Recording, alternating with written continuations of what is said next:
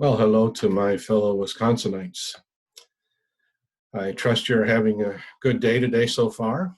And this morning we're going to continue our series on the trying of your faith as we found in James chapter 1, verses 2 through 8.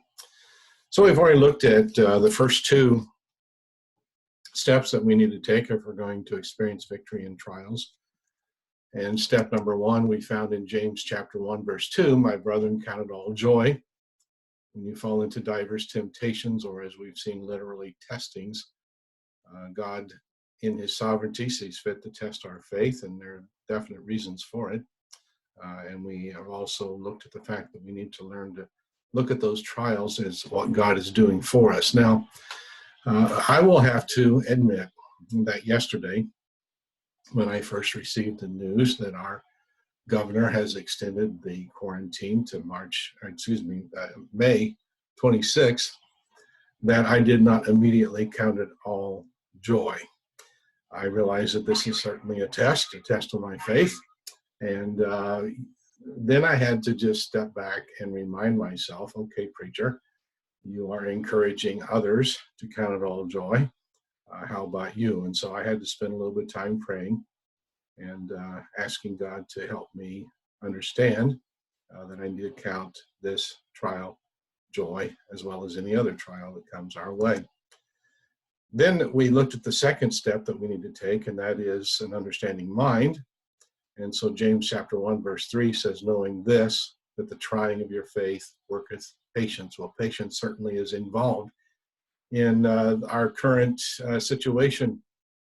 It's going to take a lot of patience, a lot of waiting on the Lord to understand exactly what we are, how we're to respond.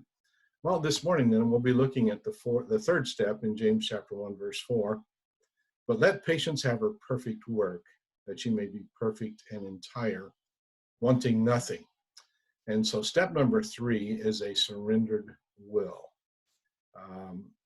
We must allow patience to have her perfect work, or literally her perfect response. We must allow faith to become fully developed, which is what James is saying here. Romans chapter 5, verses 3 and 4, we see the same sentiment echoed by the Apostle Paul. And not only so, but we glory in tribulations also, knowing that tribulation worketh patience, and patience experience, and experience hope, and so on.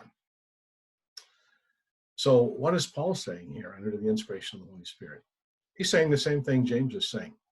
First of all, that we glory in tribulations. We have a joyful attitude when trials come our way. Why? Because of what we know. We can have a joyful attitude. We can have an understanding mind, knowing that these trials are going to work patience, the same thing James is teaching us. But patience is only a starting point, as we mentioned in our last devotional. Patience then works experience, and experience works hope. So patience is a starting place. In Hebrews chapter 6 and verse 12, we read this, that you be not slothful, but followers of them who through faith and patience inherit the promises. So patience is a starting point. But we need to go on to understand that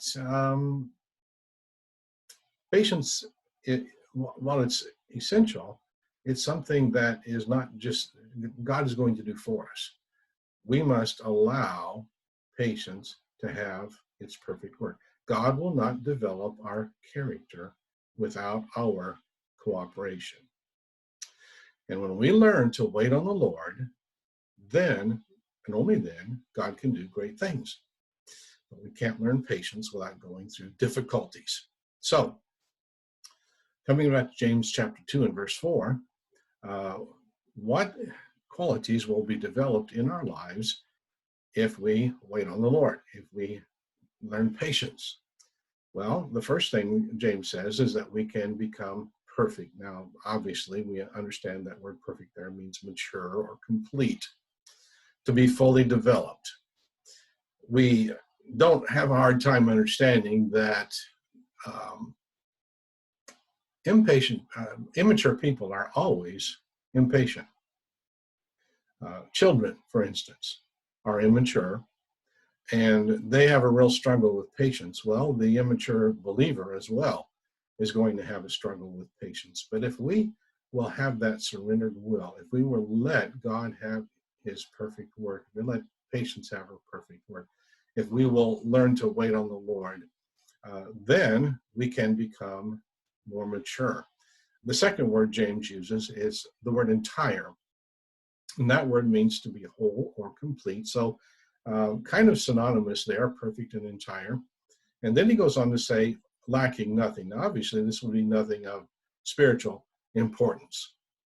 So we need to ask God in this trial that we're going through to give us a joyful attitude based on what we know, to give us an understanding mind, and then thirdly, to enable us to have a surrendered will, because it is God who works in us both to do and to will of his good pleasure.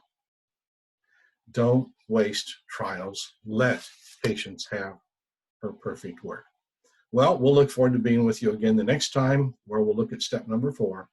But again, just to review, a joyful attitude, an understanding mind, and a surrendered will.